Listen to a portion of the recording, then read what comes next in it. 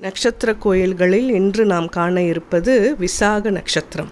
27 நட்சத்திரங்களில் 16வதாக வருவது விசாகம் ஆகும். இந்நட்சத்திரத்தில் உச்சம் அடையும் கிரகம் குரு, அதிதேவதை முருகன்.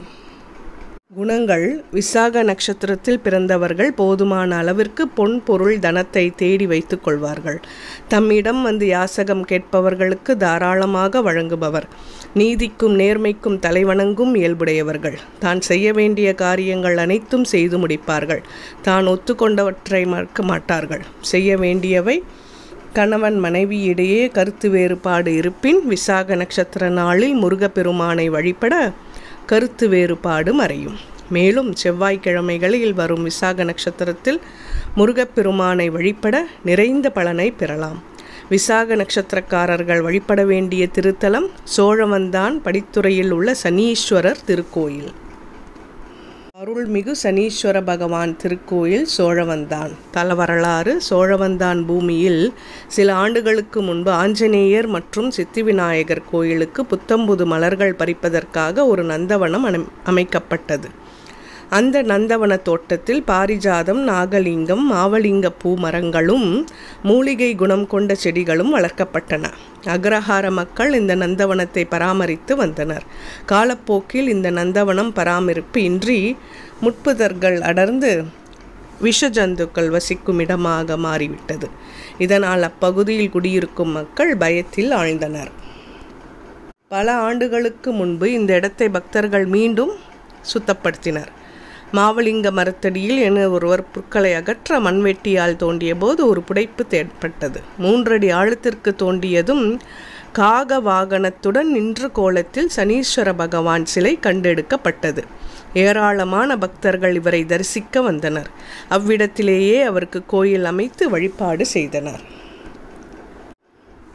வழிபாட்டு முறைகள்: விசாக நட்சத்திரக்காரர்கள் அவர்கள் பிறந்த நட்சத்திரத்தன்று கோயிலுக்கு வர வேண்டும். காலையில் நீராடி விட்டு விரதம் இருக்க வேண்டும். எள், கருப்பு துணி, வெள்ளைப்பூ, பிச்சிப்பூ, முல்லைப்பூ ஆகியவற்றை கொடுத்து அர்ச்சனை செய்வது சிறப்பு. வெண்பொங்கல் நைவேத்தியமாக படைத்து அப்பிரசாதத்தை சாப்பிட்டு விரதத்தை நிறைவு செய்ய வேண்டும்.